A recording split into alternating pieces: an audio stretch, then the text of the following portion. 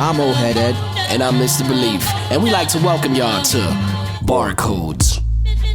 Barcodes is a podcast where we delve into the lyrics of your favorite MCs, verse by verse. Each episode, we invite an artist onto the show, break down their own bars, and give the listeners a deeper understanding of the meaning and inspiration behind their music. From underground up-and-comers to established industry veterans. We cover it all.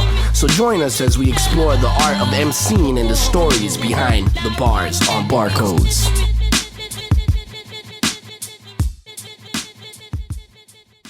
Hey, yo, it's Barcodes. Yes, sir. We in the building again. The podcast. We're back at it. I am Old Head Ed. Your boy Beleaf on this side. Yes, sir. Yes, sir. And this is a podcast where I guess and we're both avid listeners of hip-hop. I'm a student of lyrics and a lyric maker. Decided to get together and delve deeper into artists' verses.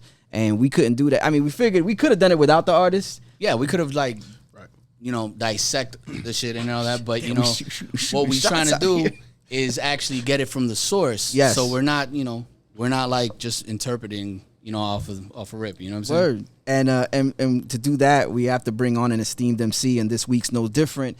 This week we've got 305's very own Ghostwridah. Ghostwridah in the building. Yes, sir. Thank y'all for having me, man. Thank y'all for having me. Pleasure is ours. Rebellion Records, Rocket Ships, yes, all that good stuff. Yes. Word. Absolutely. Yeah. So I'm just gotta ask, bro. Like, you know what I'm saying? It's been a minute. We've seen you come out the gate swinging, and like this whole rebellion movement. I want to know, like where did it originate from? Like, what inspired you to create this label? Before I start, I'd be remiss if I didn't just. I'm a very spiritual man. I just wanted to ask God to bless this podcast, man. Oh, definitely. Definitely. You know what I'm saying? Like, I think it's important, man, that before we do anything, that we open it up with our faith, man, and with allowing, asking the Creator, to be in the midst of whatever we're doing. So I just want to ask my mom from the clouds and God, to bless what we're doing, man, and that this episode and every episode thereafter, even the ones that I'm not included in, be blessed. So I just wanted to send that prayer out there before we start. So yeah, appreciate it. you, Much man. appreciated, man. Absolutely. Means a lot. Means a lot, man. Absolutely. So as far as rebellion, man, rebellion was started. I guess out of desperation, you know what I'm saying? Like, I had gone through so many emotions with so many different record labels. And I know that I knew what the ideal record label would look like. I know the dream label I wanted to be signed to. I always wanted to be signed to Rockefeller, you know what I'm saying? Yeah. And I had that opportunity to sign to Rock Nation. And for whatever reason, when I was a po' boy, it didn't materialize.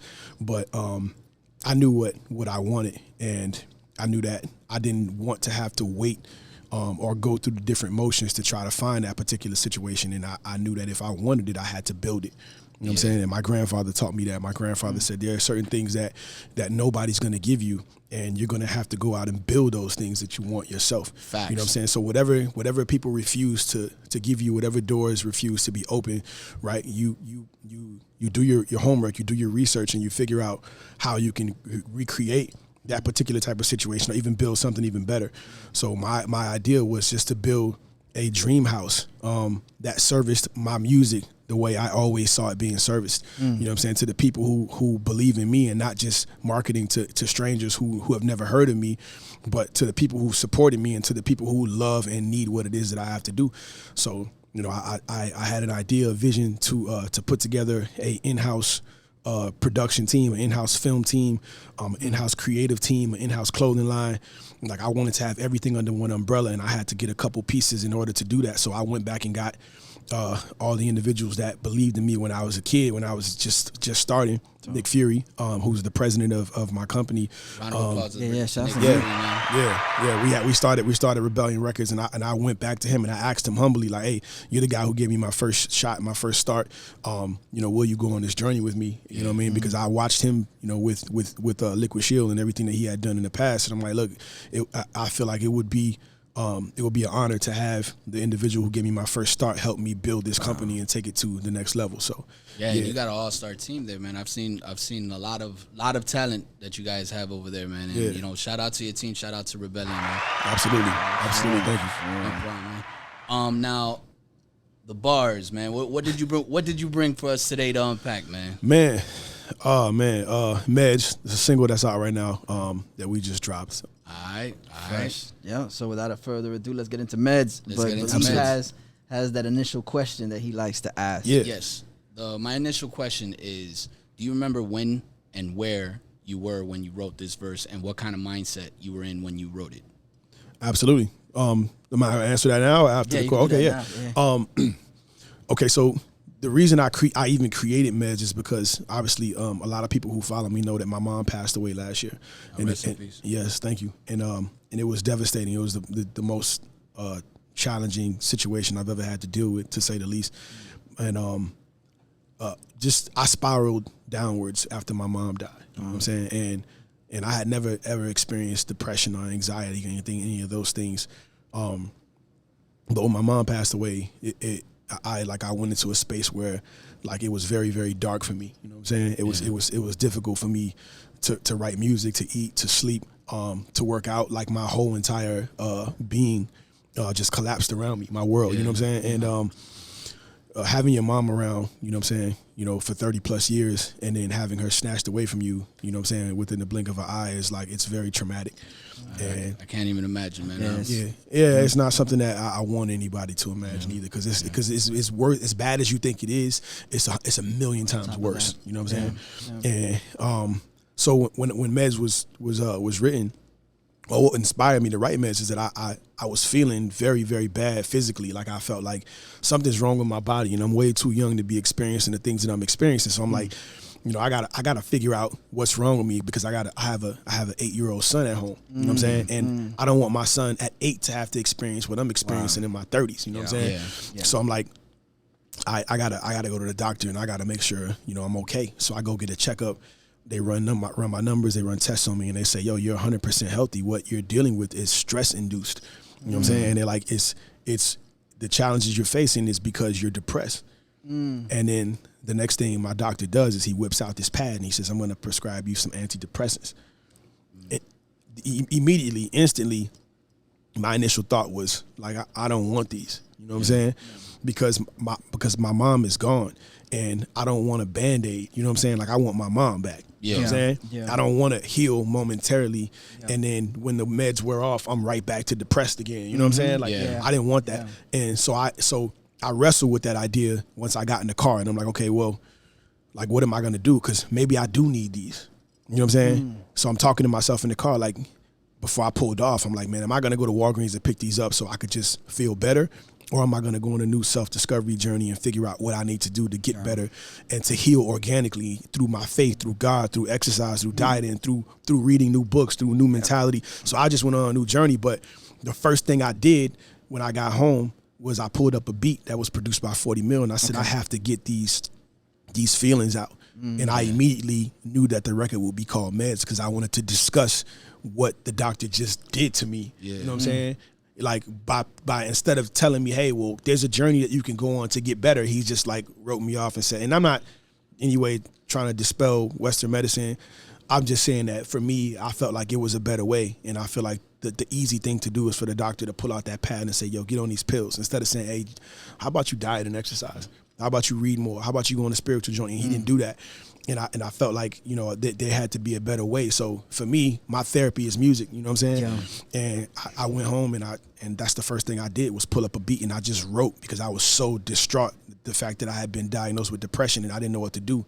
So my only other result was to get into the music, and I just wrote the record. Bro, before we get into it, I'm glad you made that decision. And all I could think of is ultimately all the things that you decided to go towards instead of the medication, you could find your mom in.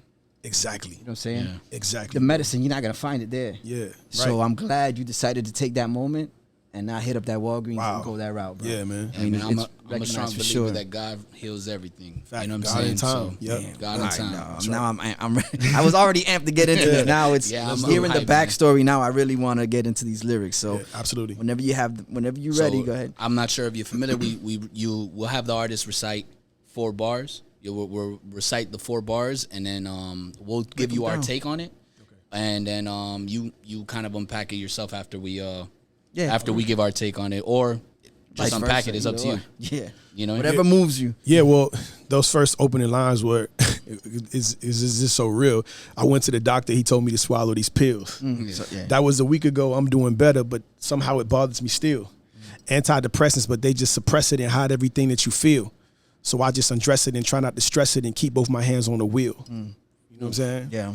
Okay. Yes. That was pretty straightforward there. Right. But still, like, you know what I'm saying? It's just the way he's like an architect with his wording. You know what I'm saying? Yeah. It's like towards the end where he's like, okay, but I still have my hands on the wheel. Right. You know what I'm saying? Like, I'm still trying to stay in control of, Exactly. of what's Yeah. going on Exactly. here. That's what I got from that. Yeah. So, yo, man, kudos, man. That was Thank you, a brother. dope bar, yo. Thank you. And the truth, what I was going to say is that it's really brave of you to admit these things in your life. You know what I'm Right. saying? A lot of artists will try to just shield it like nothing's happening or self-medicate in the wrong way. You know what I'm saying? And I got to say kudos to you to that, man. Like, for real, man. Let me Round of just applause for say, that. I don't have it all together, bro. Yeah. And I'm not going, like, my mom dying made me more transparent than anything. Because the more and more of myself I show to the people, the more and more I make it okay for them to reveal themselves as well.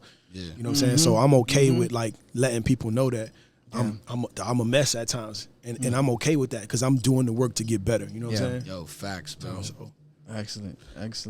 All right, so you We can go right wanna into go to the next four? Yeah. I mean, you Alright. nailed it on the head. I mean, so you got some of you got also some wordplay with the suppress, address, stress. You know, the technicalities are there Right. in the 4 bars, so that goes without say. And like you touched on right before we got into it, you kind of just you're reliving that moment when you left the doctor's office. So And there's a fact in there where he's like, all they do is suppress. You know what I'm saying? It kind of like those antidepressants and stuff like that. Like from what I know about them, is like they kind of make the feeling like it's not happy pills. They just remove feeling. right. You know what I'm saying? Yeah. That's what my research it showed that Yeah. they removed your ability to be able to feel anything. Yeah. So then it's supposed to just be affecting the one area that you're stressed about, but then it affects how you feel throughout the day, period. So now you can't identify with your son's emotion when he's going through something because the meds cut everything off. Yeah. You know what I'm saying? And that was that's true. That's a true story. Yeah. And there's definitely things you still want to feel out there. You don't want to put a blanket over it Right. and not be able to be perceptive of Right. feelings of those around you too. Right. That becomes a critical thing. Yeah. For sure. All right, so let's roll into the next 4 after that. All right, so I say don't sip no more liquor. That shit ain't ideal. I'm big in my field. My trigger like Will. I said Trigger like Will? My trigger like Will. Might slap me a rapper, then pack up and chill. Don't at me, then act like you don't know the drill. Like I won't pop out like 2 tits in Brazil. You know what I'm saying? Yeah. Okay. So don't sip no more liquor. Is that something that you for sure have like set aside? Yeah, as part of this When journey? I went on this journey, I stopped drinking Okay. because I was terrified that I would lean on whatever it was that I was tapping into. You know what I'm saying? And then I spiraled down into alcoholism potentially because I was what I was experiencing with the loss of my mom was so traumatic for me that like I didn't know what my limits may be or where you know what I'm saying or where this might take me, and I was terrified of that. So like anything that I felt like could potentially further spiral me backwards, like I just did away with, and like drinking was one of them. So I didn't like not even a glass of wine. I was just chilling. I was like I wasn't, and since I haven't, and I don't know if I'll never drink again. I'm not saying that, but just on this self-discovery journey that I've been on, like I just didn't want any distractions while I was on this journey. You know what I'm saying? Yeah. And it's very impressive the self-awareness in a situation like that. You know what I'm saying? Right. And it's like for you to be able to be like, okay, if I do this, this might be a slippery slope and go downhill. Absolutely. You know what I'm saying? And like I've been in low places before, you know what I'm saying? I wouldn't say that it's the equivalent of what you went through, but I've been in low places before, and I'll tell you, I didn't have that self-awareness, you know what I'm saying? I slipped and slided and went down hills and all kinds of shit, and it's like, yo, that's pretty crazy that you were able to catch that before it became an Something issue. else. Yeah. That's dope, man. That's dope. We gotta tell Ross to stop sending you bottles, then, bro. Yeah, right. I ain't gonna never cut that well off. 'Cause, you know what I'm saying? I know other people around me enjoy the perks of those bottles coming. So, but yeah, man, I'm chilling for now on that, man. This is just a decision that I made that I felt was probably one of the more better decisions. You know what I'm saying? So we go into I'm big in my field, my trigger like this is where I chuckled. Yeah. My trigger like Will might slap me a rapper. And pack up and chill. So kind of like a nod to the whole Will Oscar Smith, slap. With Chris Rock. Yeah. But this was the truth. This is how I was feeling. Like when I was so angry after my mom passed away because I had so many mixed emotions and I had so many questions and I questioned God and I was even angry at God for a minute. Because I was just like, why? How come everybody else gets to be with their mom on Mother's Day? Or how come I'm looking around and it's Thanksgiving and everybody else is eating their mother's cooking except me? You know what I'm saying? Yeah, I was angry. So that's what that line came from. I trigger like Will. Like I feel like right now is not the time to try me. You know what I'm saying? Yeah. Not that I'm trying to project some tough guy or nothing like that. That's not me. I'm just saying like the space that I was in is that my temper was short. You know what I'm saying? Wow. And I've never even given it that thought, but you realize that I could see where vulnerability creates volatility. Amen. Like big time. You and it's because you're at your most vulnerable, so you have to kind of bring this. You have to become something just to protect, especially when you're at so low. It's like you have to really protect yourself, and it's the smallest things will become the biggest things because you're just feeling right. I'm already there already. I'm already triggered. I'm walking around I'm triggered by the death of my mom. Yeah. So like the slightest thing, you know what I'm saying, would take me there. Yeah. So that these bars are very, very significant to the mental headspace that I was in, and that sometimes I'm currently still in. You know what I'm saying? I'm not, I'm never gonna get over what I've gone through. Yeah. But like that was a serious bar. You know what I'm saying? No, for sure. The pack up and chill. Don't at me and act like you don't know the drill. Yeah, like I won't pop out like two tits in Brazil. That was just me being nice. Like I want to, you know what I'm saying? Like and adding a little levity to the situation too. Yeah, like with just the humor of the two tits in Brazil. Yeah. Have you ever been in Brazil? There's a lot of tits out there. There's a lot of tits. Carnival. Yeah, and they're out. They're out. Yeah.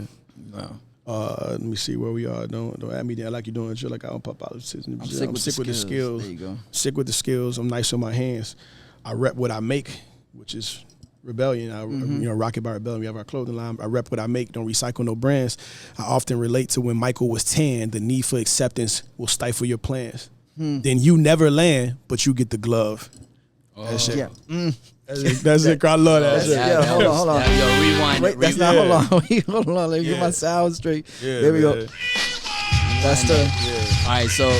Yeah, because that's definitely one of those lines. Yeah. But I'll let you recite that. There. Yeah, recite it one more time, man. Because whenever that rewind button comes in, we gotta run that back. I'm sick with the skills. I'm nice with my hands. I rep what I make. Don't recycle no brands. I often relate to when Michael was 10. The need for acceptance will stifle your plans. Then you never land, but you get the glove. And that was I love. That's one of my favorite sections in this whole. It's just the word. It's the flow too. Like you know what I'm saying. It's impressive, man. Thank I like you, brother. I like it a lot. Especially I relate mostly when you said I relate. Like Michael when he was 10. Yeah. That's a funny. That's not funny, but like that's a right. It's a perfect way to capture it because if you're talking about acceptance, and a lot of people, some people subscribe to the fact that he was dealing with a medical condition. Some people don't. I don't. Okay, right. And that's I don't. and I think from that line, that's what I got. I'm like, nah, it was him looking for acceptance, which is crazy because you could be that talented. You could provide the world with that type of feeling, that still energy, be insecure. Yeah. Listen, the most beautiful women in the world that I know still battle insecurities, but when their doors are closed, you know what I'm saying? Yo, I ain't gonna front, man. When I was single, I would always say that you see me with some baddies, and the reason being is because I always felt that the baddies are usually the most insecure because that's why they throw all that shit on them. And It's that's trauma. And then you know what I'm saying, and you go in there and You know, but whatever. Yeah, I digress. But that line to me, and I'm a big Michael Jackson fan. Like Thrillers, Thrillers is my second favorite album ever of all time. By being behind Marvin Gaye's What's Going On album. But yeah, that line I often relate to when Michael was 10, because when he was my color, you know what I'm saying? That's when he was, going through the work, through the in my opinion, going through the trauma of not accepting himself, not feeling like he was enough, looking in the mirror and feeling like I don't like my nose. Maybe my skin color, if it was fairer, I'd be further.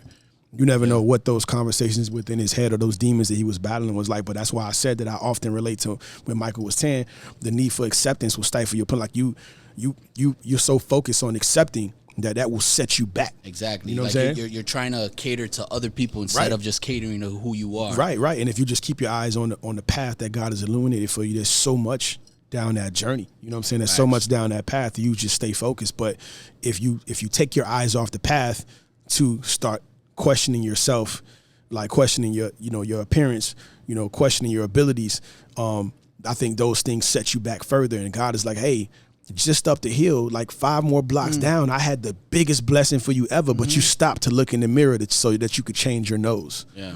Focus your attention 18 on the times and shit. Like, Right. You know what I'm saying? Yeah. And it's like you consistently keep stopping to say you're not great enough, but I made you. Facts. You know what I'm saying? Yeah. God made you. He made us. And we are already enough by birth. But then round of applause for that. Saying? My bad. Keep going, bro. No, but you develop these these ideas about yourself in your head, and it's like it's crazy that my mom passed away. I just did away with all of that shit. I had no more because my mom always told me. She always encouraged me to Troy, you're enough. Like you are made in God's image. Everything that He has promised for you is yours. You just got to walk the path. And I'm teaching my son the same thing at 8. Like, stop looking left and right. Like the path, if you just keep straight down this path, there's so much that God has for you, but do not be distracted, not even by your own limitations you set for yourself. You know what I'm saying? Yeah. Facts, bro. Yeah. Facts. And then you go right into And You Never Land, which is Neverland Ranch. Right. Throw that one in there, but you get it. So that's a dope. Right. That's a dope reference. Ties it back to Michael being the focal point of this set here. Right. You get the glove. You get the glove. Yeah. You get the glove is that Michael, when he had that outfit on, it was nothing to that outfit. But what you remembered was the glove. The glove was glove was the thing that stood out the most about that outfit. Sparkly and shit. Right, you know what I'm saying? So you never land, you know what I mean, when when you're focused on all of your insecurities, you know what I'm saying? You never land in a space that you'll never be comfortable. Like Michael did his nose like 100 times, you know what I'm saying? Yeah. You never got to the space in your mind that you thought was perfection. You will never reach that. Yeah. You never land, but at least you get glove, you know what I'm saying? Yeah. And that's what everybody focuses on. Man. You know what I'm saying? Yo, that round of applause to that bar, man. That was a dope bar. Thank you so much. Thank you. Appreciate that. Where are we at? Why chase after fame if you don't get the love? Why spark up the blunt if you ain't got the plug? And what's MVP if you don't get the dub?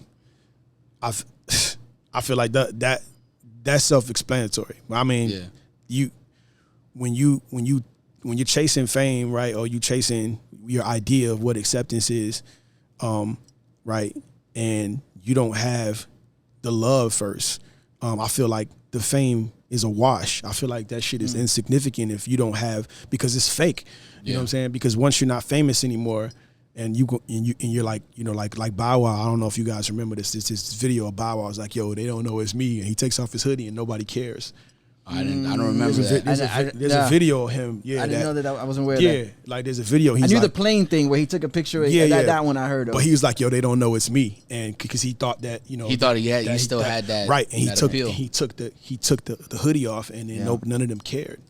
You know what I'm saying? That must have hurt too. Yeah. Right. It did, and that's what I'm saying. Like if you got the love from these people, regardless of whether your fame doesn't matter. Like when you capture their hearts, you know what I'm saying? Which I think that comes by, I mean, it makes a whole lot of sense because fame is just people being able to notice you. Right.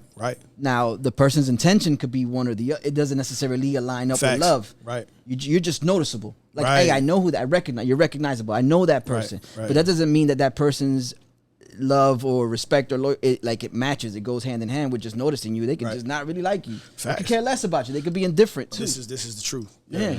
So there is something to, like, if you're looking for that, if you're looking for notoriety or being recognized, that's real surface. Right. It doesn't bring anything else with it. You just people recognize you, but that's it. You're not gonna get the love. Why spark up the blunt if you ain't got the plug? Yeah, this all I love this section as well. When you imagine, like, when you in a cipher, you smoking, right? Imagine how much like that costs you. You know what I'm saying? And I think when I wrote that line, I thought about it like, you don't really have the plug to really supply you like that. So you got to go on several missions to try to get whatever it is that you want. You know what I'm saying? If you just dial right into the source, whatever that is, you know what I'm saying? Whatever your source is, like, you know what I mean? You can have or achieve what it is that you want. You know what I'm saying? So, like, if you don't got the plug, but you study smoking, whose blunt are you smoking? It's always your homies. It's always somebody else. You know what I'm saying? Yeah. So what I'm saying there is make your own connections. You know what I'm saying? Get, build connections spiritually or to whoever. I just used it in a form that I felt like would be clever. But that's what that particular line speaks to. You know what I'm saying? And what's MVP if you don't get the dub? Joel Embiid withstanding, like, right. But it's an example. Right. It's an example of what happens. It's like you could be successful to a level, but if that doesn't mean that there's a win involved. Right. That's where I'm taking. No, that's exactly what it was. That like, imagine you get MVP, but that's not what you came to the NBA for. You didn't come. You didn't. You know what I mean? You didn't get here and work this hard just to be like, hey, I got MVP. You won a championship. What's the MVP trophy without actually winning a championship? It's a cool award, but it's not what you came for. So that line just speaks to what's the significance of coming in second place? You know what I'm saying? If you didn't get what you actually came for in the first place, which was a victory, which was to win. You know, I'm walking my truth. I'm raising my seed. I'm dealing with grief. I'm saving the league. I leave out the booth. It's 80 degrees. I'm banking with God. He's waiving the fees. Wait, that's. I like that. And I'm loving this episode. You already know, man. You know what I'm saying? Yeah. All right, you said you're raising your seed, which is your son. Right. And when you said that you're I apologize, I don't have the lyrics in front of me, but so I'm walking my truth, which is walking my truth. Does that leans towards your faith, right? And then I'm raising walking my truth, my faith, that leans towards a lot. To be honest, when I say I'm walking my truth, like I'm dealing with a lot, and transparency is a part of my truth. So what I'm going through, not just my faith, but my hurt, my pain, all of those things, I'm accepting those things. I'm walking in. I'm not trying to hide it. Or you're not hiding. I'm walking in whatever my truth is.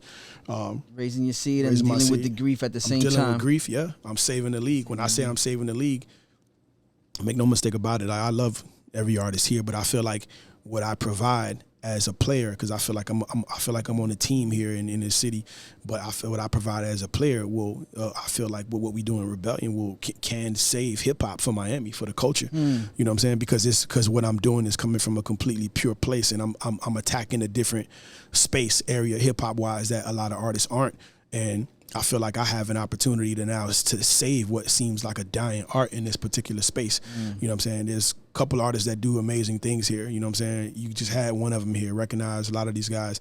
But I feel like what I do is significant, is special, and I feel like I can help save our space because people don't really rate us like that anymore. You know what I'm saying? So that was that particular line.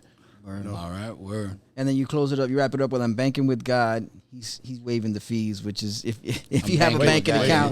Don't leave out the. I leave out the booth. It's 80 degrees. Oh, it's 80 degrees.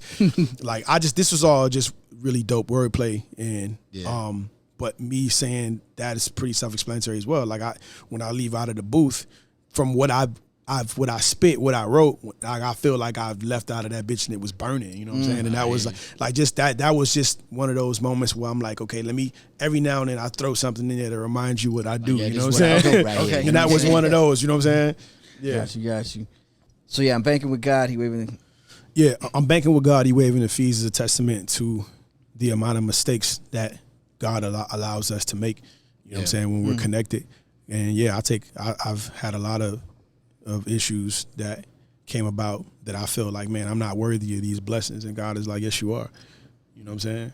Well, you know, like what they say is like mistakes are lessons. You know what I'm saying? And right. and they're blessings at the same Absolutely. time, because you learn from them and you could move on, and then it'll strengthen you. Absolutely, absolutely. So that was a testament to that.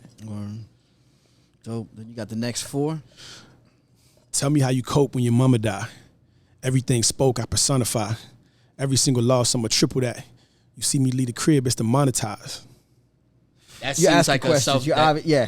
That seems like a self-reflecting. More of the conversation. Yeah, Like, that's what it is. There are different. When you listen to this, there are conversations. There are proclamations. There are a lot. Yeah. Declarations. There's a lot going on in this verse, and this is a segment where I start to ask rhetoricals. You know what I'm saying? Yeah. Like, tell me how you cope when your mama died. You know what I'm saying? Very self-explanatory. Everything spoke, I personified. It's the truth. Everything in here that I've said to you guys, there's not one single fabrication. You know what I'm saying? Every single loss, I'm gonna triple that. Whatever I feel like I've lost, I'm gonna come back for it, and I'm gonna get it times 3, times 10 if I have to. Yeah. You know. So it's not a case where you're gonna lose 3 more times. No, you're gonna come back. Whatever you lost, you're gonna regain that 3 more times. Right. Okay. Right. Or more. Or You know more. what I'm Okay. saying? You see me leave the crib, it's to monetize. True. to make some money. You True know? story. I've come to a space right now where I'm not going outside just because anymore. You know what I'm saying? Like, I've done a lot of just because, and I think at this big age, at this adulting space in my life, that the time that I have with my son is so precious. When my mom died, it did something with me in reference to time. So I'm so serious when it comes to how and where I put my time and energy at, and that line is a testament to that. Like, I'm not going outside unless it's to do something significant like this, Like purposeful. Purposeful to break bread with my brothers, or it's for me to provide for my family. You know what I'm saying? And that line is super significant to me because it's the truth. I'm not going outside unless you got a bag for me or an opportunity. You know what I'm saying? Or I have an opportunity to change somebody's lives culturally or career-wise or community-wise. I'm gonna go do that. But other than that, Definitely. For that. Yes, because then that will keep you. In my opinion, that keeps you rich as a person. absolutely, as well. absolutely. Sure, for sure. Then we go into the next. Oh man, these lines right. Gonna These get are, heavy. yeah. Yeah. Black man taught me how to kill blacks. White man taught me how to colonize. America don't want to see you prosper. Seems all the record deals come with homicides. All right, there's a lot to All unpack true. there. Yeah. All too All true right. and sad, man. It's yeah. But I'll let you get into it though. Especially I want to zero in on the last line where it says a lot of record deals come with homicides. It sounds like I want you to unpack that from my understanding, from what I took from it. Right.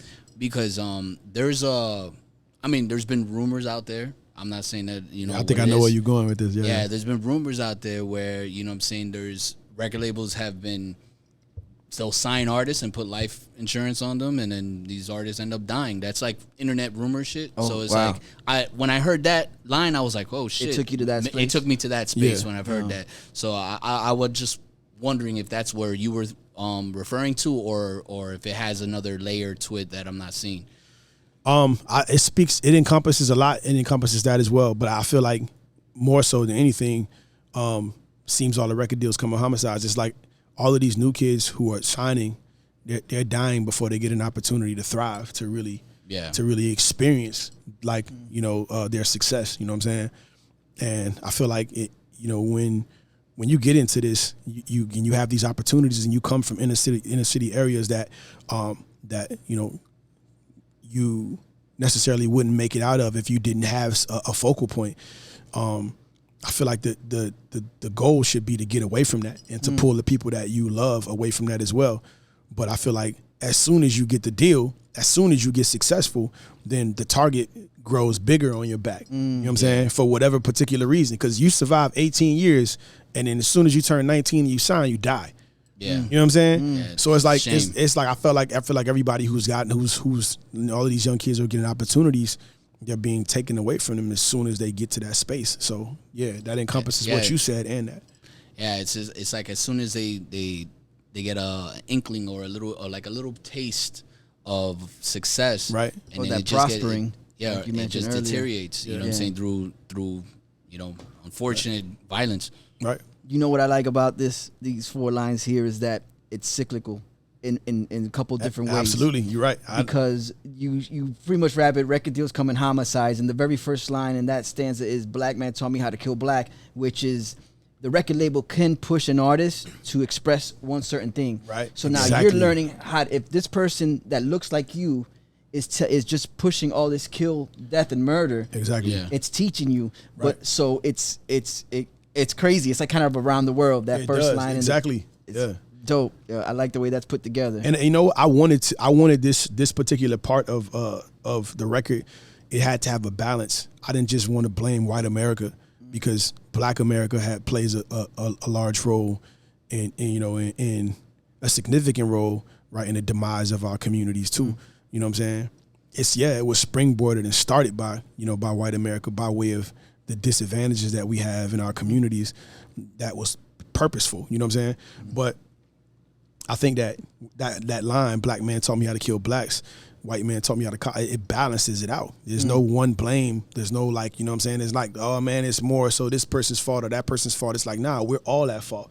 Because like that's what when you turn this music on today, that's what's happening. Like you showing me, hey, this is how you do it. In America, America's, if you pay attention to what blacks are telling you in music, that the one general story is murder, black on black crime. Yeah. You know what I'm saying? And white man taught me how to colonize, because that's what the fuck they've been doing from the dawn of existence. You know what I'm saying? And that's not to generalize and say everybody, because some of my closest homies, you know what I'm saying, are white, and I have no problem with any particular race, culture, or creed.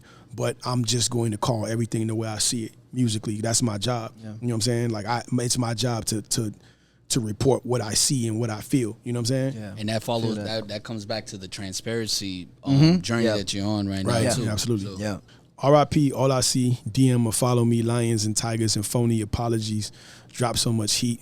What I say? Drop so much heat, I might need an anthology. My mob is deep, so I speak like a prodigy. Yeah. I love that line. That's a dope line, though. My mob is deep, so I speak like a prodigy. Yeah. And I like the fact that off the tail of coming homicides, you RIP all you see. You kill everything. That was connected. Yeah. I try to do that when I write. I try to make sure that I could staple the last set of lines to the beginning of the next set. You know what I'm saying? Word. Which keeps it all together. I mean, but DM or follow me. Are you speaking from yourself, or DM or follow me, meaning that this is like tactics that people use to? That's dope that you interpreted it that way, because that wasn't the way, but that could be. One could assume that, but no.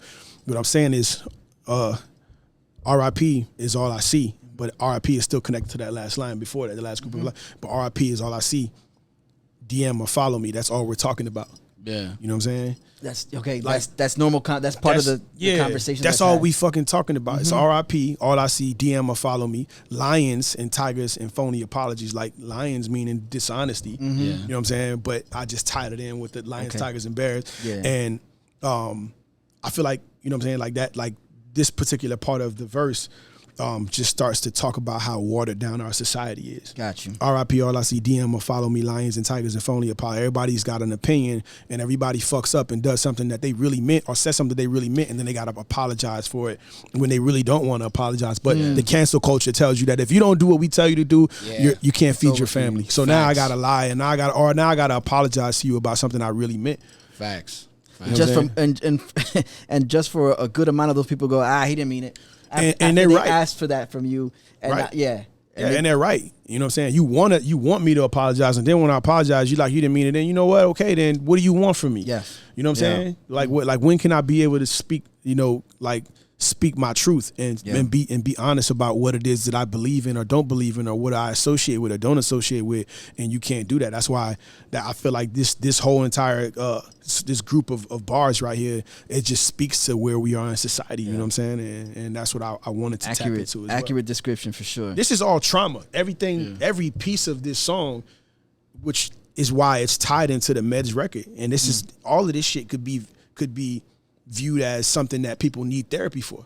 You know what I'm saying? That's why if you look at the detail of this song, like every couple bars, every 4, 5, 6 bars is all heavy shit. Yeah. Yeah, and it lines up with the record Meds. With the theme, with right. the Right. theme of the record. Right. Brilliant, bro. Thank you. For real. Thank you, brother. I gotta call it a spade a spade. That shit was dope. Drop so much heat, I might need an anthology. My mob is deep, so I speak like a prodigy. Man, I feel like that. I feel like I've put out so much work in such a short span of time. When I went on my first initial run from like 2008 to 2013, when I kind of pulled back and took a break, I had put out 11 projects. I had put out the equivalent of what Jay-Z had put out his whole career at that time. You know what I'm saying? I did 11 projects. You know what I'm saying? And at that time, Hov had did like 11 or 12 or something like that. And I just remember saying to my producer, low key, I'm like, damn, you know, we've done in 4 years, we've done an equivalent of Jay-Z's lifetime body of work at that time. In my lifetime. Right. No there you go. That's intended. another bar. Yeah. Yeah. But that's what you do. You know what I'm saying? Yeah. But yeah. So that line dropped so much heat, I might need anything. I feel like I put out so much work. I've done so much that like maybe my body of work deserves to be pieced together and then repackaged and delivered to the world in a way where they could kind of just really appreciate it. Yeah. You know what I'm saying? My mob is deep, so I speak like a prodigy. I think that's self-explanatory. Yeah. That was just me also. I have a couple of times where I just throw a couple of like, hey, this is what I do. You know what I'm saying? Yeah. But And, not a lot of people know that Prodigy, was very outspoken on certain things that, Absolutely, if you read right. his book or anything like that, you'll know what time it is. You know what I'm saying? Deep dive on Prodigies or what Prodigy be speaking about. Right. You know what I'm saying? So that plays a factor into that line as well. Right. Word. All right. Peep the misogyny. Life is a bitch. I don't bitch or complain. I'm insightful as shit. All the riches and fame overnight don't mean shit if you ain't got the guidance of Christ in the mix. Yeah. Mm-hmm. Hold on. I got you. Round of Beleaf. applause. I got you, Beleaf. I wish I had the button over here too, man. Find a way. No, Yeah, I always gotta it's reach. all I around, always gotta reach over there. You know what I'm saying? Yeah. Yo, peep the misogyny. Life is a bitch. I don't bitch or complain. I'm insightful as shit. All the riches and fame overnight don't mean shit if you ain't got the guidance of Christ in the mix. Yeah. That's pretty self-explanatory. You know what I'm saying? And I 100% agree. Yeah. No, and it's true. And I think that there's even another layer there is that you can receive and have this success and have all this newfound richness. But it's like anything else. If you don't have a financial advisor, you don't know what you can do with your money. Right. Yeah. If you don't have someone who's been there before or can educate, if you don't have a lawyer to make sure that everything's good. This is true. So now imagine all that on a greater scale, because now you're talking about the Spiritually, guidance. right? Word. 'Cause Right. somebody else handles that. Right. There's no lawyer that's going to tell you, hey, your spirit ain't right. Right, exactly. And I feel like in order for you to it's one thing to attain it, but then to maintain it. And I feel like the maintenance happens when you are connected to a higher power spiritually. When you keep God around, you keep Christ in the mix. You keep whatever you believe in. You know what I'm saying? Like whatever that particular higher power is for you. I feel like in order to stay grounded and in order for you to stay in the space that you in, you need to be connected to God. You know what I'm saying? We can't do this thing alone. You know what I'm saying? Because it's a lot. Look how much I've said already. You know what I'm saying? Already where we at in the verse, it's a lot, and you need a higher connection. You need to be dialed in. You know what I'm saying? There's only so much that these batteries are gonna run on all this shit that we have before they run out. But when you're plugged into the source, your power is infinite. Yeah, you know what I'm saying? Facts. Yeah. I remember in a previous episode, Homeboy Sandman would always say that, he would say that he'd go outside and take a walk and just connecting with source. Yep. When you say source, plug the source, that's the first time I heard anybody call it that. You know what I'm saying? Okay. Call God Got you. that the source, and it's Absolutely. 'Cause it provides. It's That's what a he was, provider. That's Yeah, what he was you know what I'm leaning saying? towards. Yeah. Yeah, facts, bro. Yep. If you ain't got the God of guidance, the guide of If you ain't got the guidance of Christ in the mix. I've been nice from the get, either knife or the stick. That one, I don't know where we at with that one. Okay. I've been nice from the giddy, the knife for the stick. That again was one of those things where where you can now just here and there I try to stick a few lines in there that I feel like is just me being nice and writing. Yeah. And You know, just saying as in terms of protecting myself. You know what I'm saying? I've been nice from the get, either knife or the stick. Like those two lines, you know, speak towards me, just making sure that I'm safe. You know what I'm saying? Yeah, okay. And no matter what it is, we know whether it's God or whether we get to a level that I have to protect myself. Like, you know what I mean? Like on a physical sense, like that's where I was talking about in that particular space. Okay, and then I got you now. So now we're back. That's making more sense. I'm gonna stick to my guns. So right, so you see what I'm saying? So I've been nice from the get, either knife or the stick. I'm gonna stick to my guns. I'm gonna write till I'm rich. I'm gonna fight for my son. Know that cycle is fixed. Ain't no way I'm gonna run. I'm too spiteful to quit. I like the cycle line. Yeah. Yeah.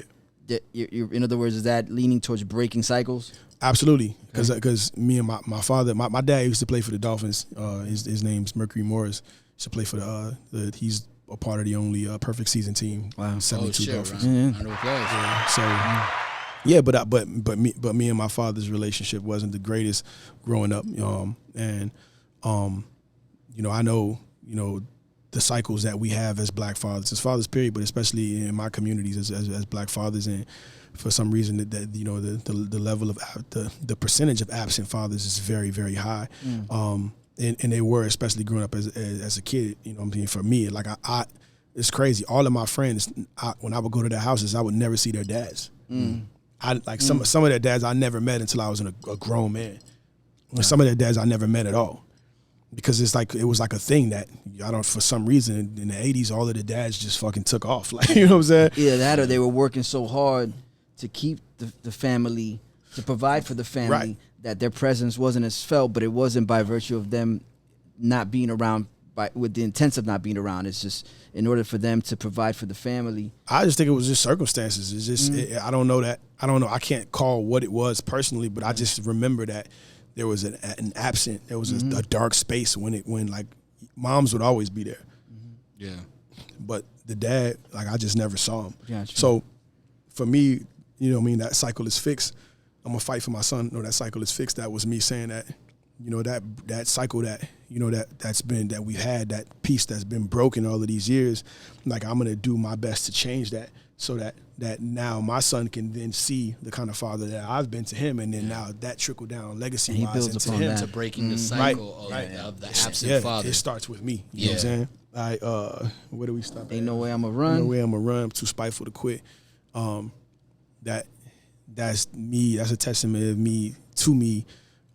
Pretty much saying that, you know, like I'm not gonna run from the adversities, from the obstacles, from the things that I spoke about in that line before. Because you know, when times get hard as a dad, a lot of times they ran. You can make that choice. Right? Yeah. So now being in that space, I'm like, you know, when I say I'm too spiteful to quit, it means that all of the shit that I said that I was going to achieve, that 9 times out of 10 most people around me didn't believe that I would have. You know what I'm saying? Like out of spite, not just out of desperation or out of grind, but sometimes out of spite, we like, you know what, I'm gonna go do this just because you said I couldn't do it. Yeah. You know what I'm saying? Yeah. Like, and I feel like that line was really gritty, but it was a truth, because a lot of times I do things because I'm motivated and inspired and I want to incite change and build my communities, and sometimes I just do it because a motherfucker told me I couldn't. Exactly. And I'm gonna bust your ass when I do it. That's always motivation for me, yo. When Right. people say, you can't do that, so yeah, well, watch me, nigga. I'll do Yeah, that shit, you know what I'm saying? facts, and that's how I felt. I was like, I'm never gonna allow you to get the satisfaction of saying you were right about something that I know I could achieve. You know what I'm saying? Yeah, and by turn you're gonna get him and her. I'm too spiteful to quit. I need you and you to see me succeed. All that hating on me planted the seed. Fuck debating. I won't smoke like I'm Creed. And I bring Miss Badu in and let that shit breathe. You know what I'm saying? That's pretty self-explanatory as well. Yeah. I know I need all the people who said I wouldn't to see this. Like, I need you to get a front row seat. I need you to see exactly what God is doing for me. I don't want you to move or to die early or something to happen where your eyes can't be open to see exactly what. I want you to be here front row. You know what I'm saying? Yeah. I noticed that you mentioned, well, you said Creed in that one, right? Yeah, want to smoke like I'm Creed. And then there is this is I think your newest single, another single that you just recently dropped, where you mentioned Michael B. Jordan. Yeah, Michael B. So Jordan. that kind of ties that. The reason why I bring that up Creating is a because universe. No, not creating a universe. Is that he mentioned in another verse about the I ended Michael my B. verse with this, and then the other one is now has Michael B. Jordan included. Yeah, and it's something that it's similar too, like where Michael B. Jordan, he was at an award show and he was getting interviewed by somebody, and it was like a girl that like And used he to recognized her from back in the day. Yeah, okay, yeah. I heard about this. Yeah, I heard I about they seen went the to video school on it. together. Yeah, man. And she called, and then he was like, yeah, you know, the call me corny kid, right? She's like, I never said that. He was like, yeah, you did. yeah. So like when you mentioned the Creed thing, and it kind of has relevance, because it's sort of the same thing where it's kind of like, you know.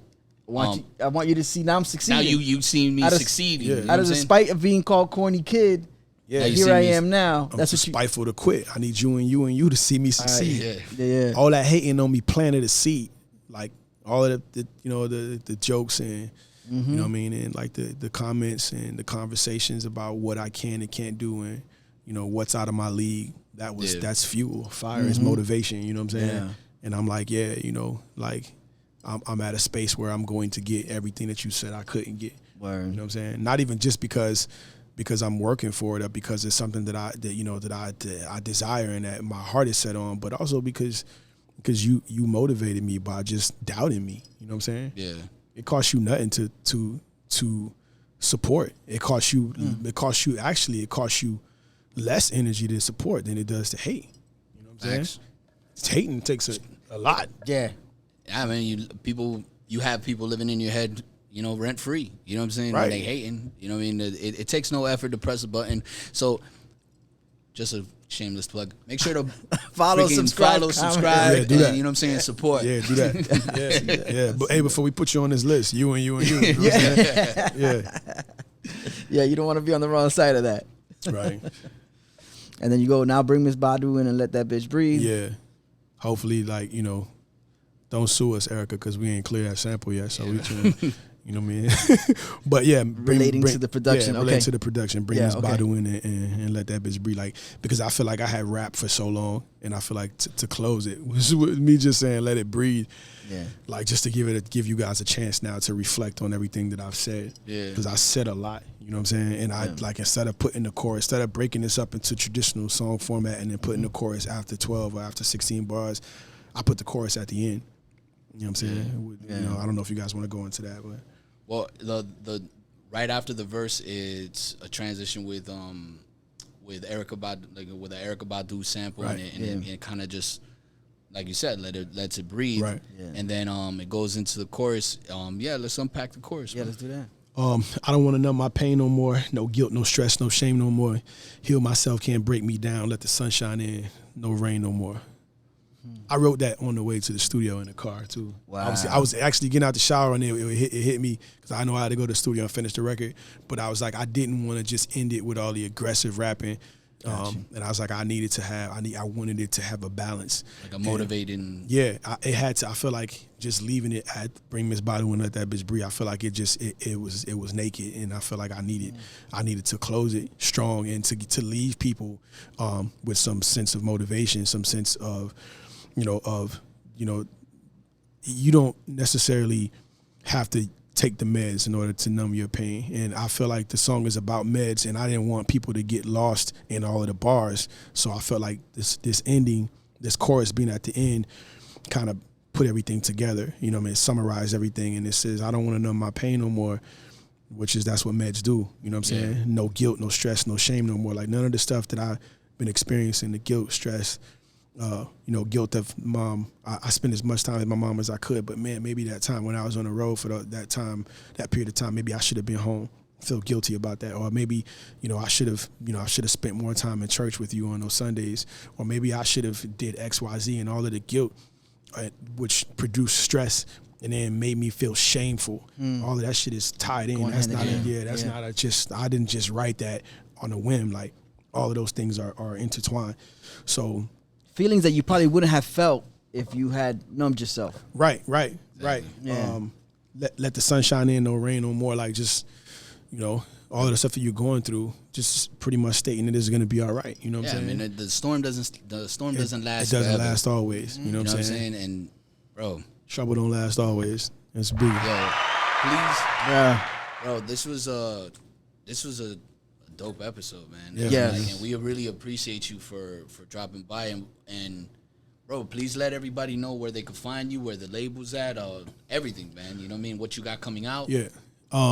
Single is out right now. It's called Meds. First of all, thank y'all for this opportunity. I thank you. I love this platform, and I love to be able to come down and my words. I am by nature a dealer in words. This is what I do. You know what I'm saying? And I'm responsible with my words too. You know what I'm saying? I'm careful what I say and how I say it, because I know at the end of the day, like my son is like, he's watching every single thing that I do. You know what I'm saying? Aside from that, I know that other people's children eventually will take liking to what it is that I do, and I'm responsible with the shit that I say.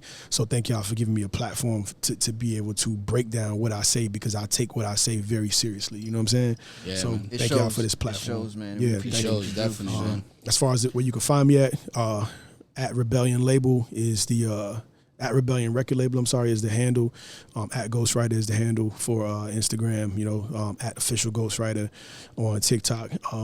RebellionLabel.com is the website. And I'm around, man, and I respond to everybody. I try to.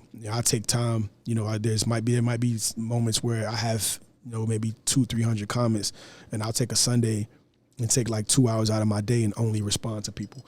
So if y'all DM me or y'all write me, I'm going to do my best to respond if I can. So thank y'all, for everybody who's rocking with me. The next single will be dropping in June. The album is called Flowers. That'll be dropping this summer. And man, I'm grateful. God is great. Hey man, thanks for coming by, bro. For real, man. Beleaf, man. Yo, we got another one. No, this was a classic episode in my opinion, man. Definitely, man. Yo, shouts to Atlantic Barbershop. Yo, shouts to y'all for housing us. Yes. Thank you for making us allowing us to make space in your space and doing this type of work. Again, man, without say, subscribe, comment, rate, like, share. Let all your the pretty people buttons. know. If you're not a hip hop fan, let the people that are in your lives that are hip hop fans. Let them know. Yeah, man. We doing something over here. Yes, sir. Barcodes. Catch us next Tuesday. Went to the doctor, he told me to swallow these pills. That was a week ago, I'm doing better, but somehow it bothered me still. Antidepressants, but they just suppress it and hide everything that you feel. So I just address it and try not to stress it and keep both my hands on the wheel. Don't sip no more liquor, that shit ain't ideal. I'm big in my field, my trigger like wheel. Might slap me a rapper, then pack up and chill. Don't at me, then act like you don't know the drill. Like I won't pop out like two tits in Brazil. I'm sick with the skills, I'm nice with my hands. I rep what I make, don't recycle no brands. I often relate to when Michael was 10. The need for acceptance will stifle your plans, and you never land, but you get the glove. Why chase after fame if you don't get the love? Why spark up the blunt if you ain't got the plug? And what's MVP if you don't get the dub? I'm walking my truth, I'm raising my seeds, I'm dealing with grief, I'm saving the league. I leave out the booth, it's 80 degrees, I'm banking with God, he waving the fees. Wait, tell me how you cope when your mama die. Everything spoke, I personify. Every single loss got a triple that.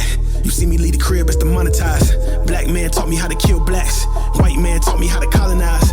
America don't wanna see you prosper. Seems all the record deals coming homicides. RIP, all I see DM or follow me. Lions and tigers and phony apologies. Drop so much heat, I might need an anthology. My mob is deep, so I speak like a prodigy. Peep the misogyny, life is a bitch. I don't bitch, I complain, I'm insightful as shit. All the riches and fame overnight don't mean shit if you ain't got the guidance of Christ in the mix. I've been nice from the giddy, the knife or the stick. I'ma stick to my guns, I'ma write till I'm rich. I'ma fight for my son, oh that cycle is fixed. Ain't no way I'ma run, I'm too spiteful to quit. I need you and you to see me succeed. All that hating on me planted a seed. Fuck debating, I won't smoke like I'm Creed. And I bring this bottle in and let that bitch breathe. Hold up. Hey, yeah.